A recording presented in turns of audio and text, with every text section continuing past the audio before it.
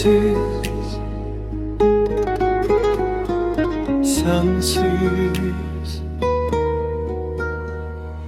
Hicransız sevdalar qəmdən uzaqdır, yastanlar, təpələr səndən uzaqdır. Xoşbəxtlik, səadət məndən uzaqdır. Sensiz, sensiz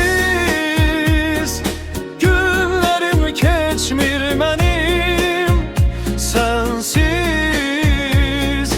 gülmür taleyim. Ne baharım var ne de sevincim, kalmışam bu dünyada sensiz mənim. Sensiz, sensiz.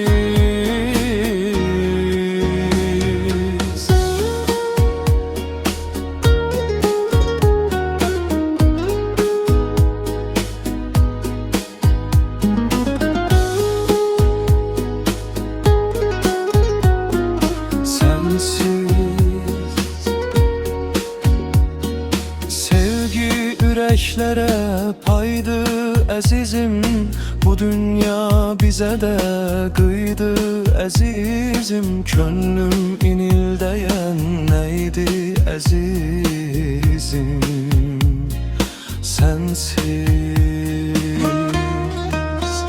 sensiz günlerim keçmir mənim. Sensiz gülmür taleyim.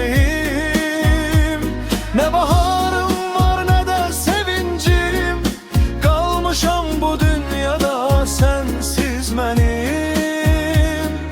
Lalesiz, nergissiz dağam düzəm mən, arzusuz, məqsədsiz, diləksizəm mən. Nurunu itiren qara gözəm mən, sensiz. Kederim gözüme daştı bilmirəm, baharda, qışda oldu bilmirəm. Ürəyim demir idi daştı bilmirəm, sensiz, sensiz günlerim keçmir mənim. Sensiz gülmür taleyim. Ne baharım var ne de sevincim, kalmışam bu dünyada sensiz mənim. Sensiz